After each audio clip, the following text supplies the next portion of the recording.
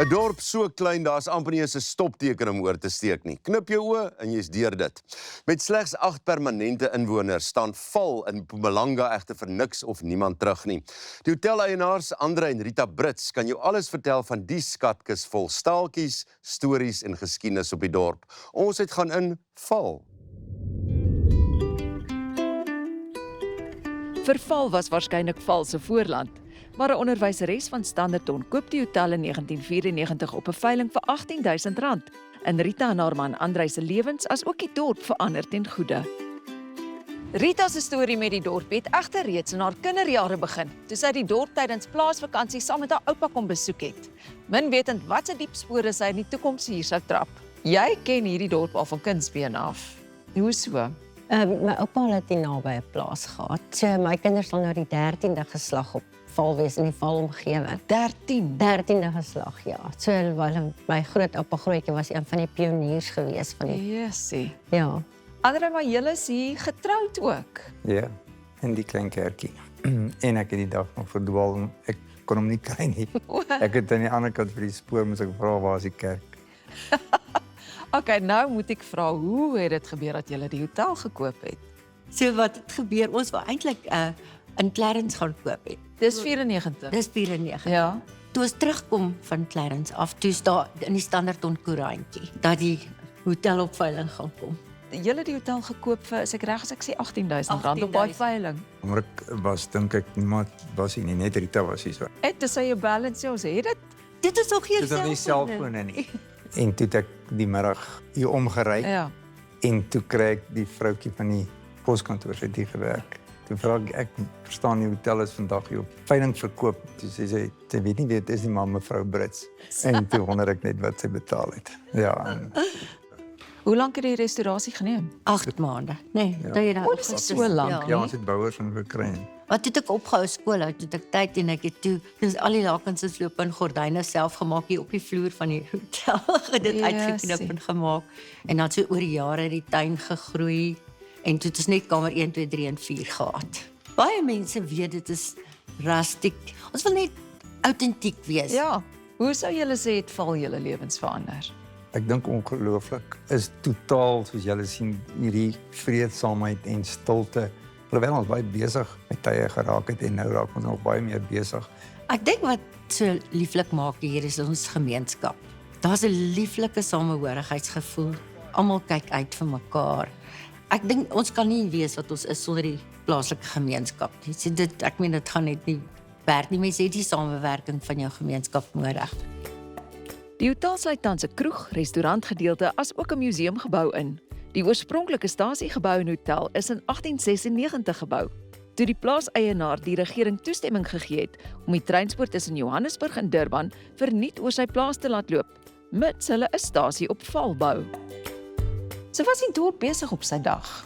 Val was genoem die breadbasket van die Transvaal en dit was 'n besige klein dorpie gewees. Daar's 'n klomp groot geleenthede op julle sosiale kalender ook. Ja, ons doen Trap te Val, die fietsryers by die Teddy Bear Foundation en dan het ons die Val Boeredag. Wat is dit? Wat gebeur met dit? Die baie skermutselinge in die Anglo-Boereoorlog in die omgewing plaasgevind.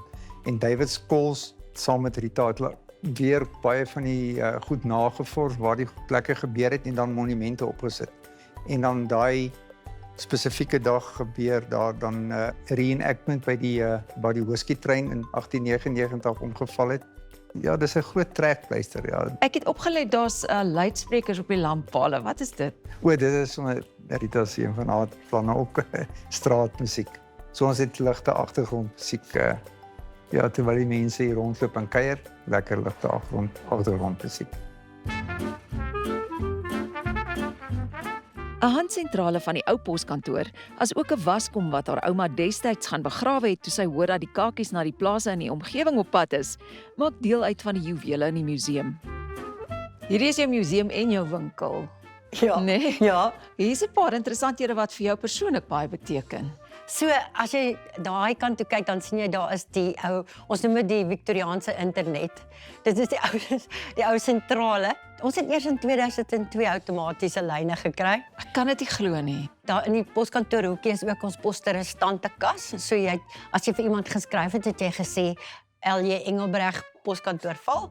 En dan het jy sommer geloop en by die tannie geselsie aangekloop en jou pos gaan haal. Die riempiestoel is ook 'n persoonlike storie. Dis reg. So daai riempiestoel is die ander ouma van my oupa se kant af.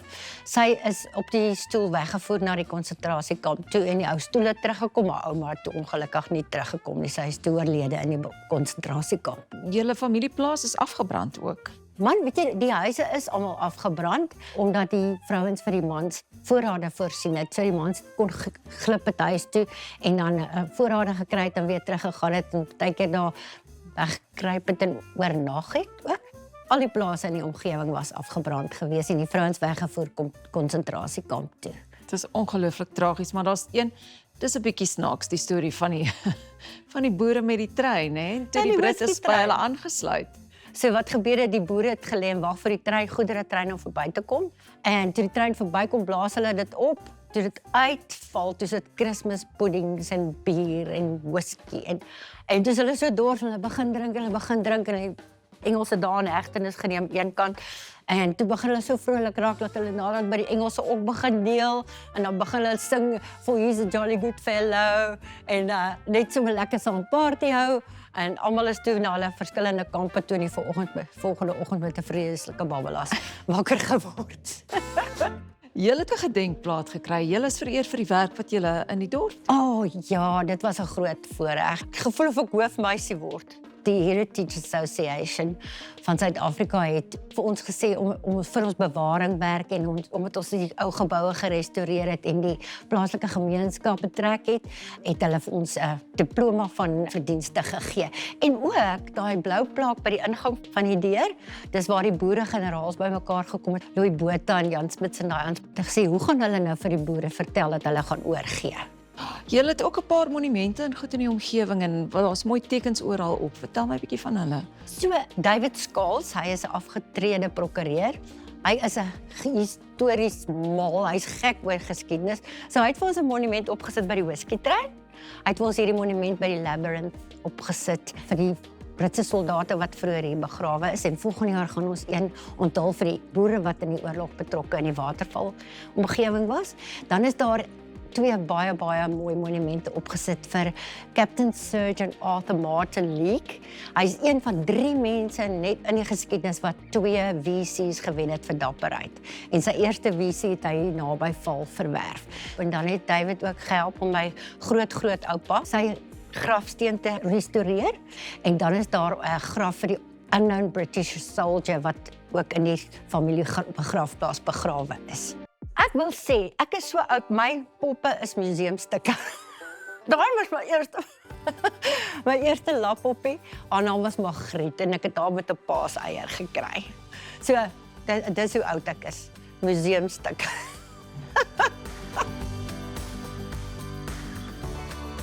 'n Kuier op hierdie dorp kan net lekker wees, maar wees gewaarsku. As jy hier val jy duidelik met hart en siel vir die plek. Vra maar vir Rita en Andrei Brits.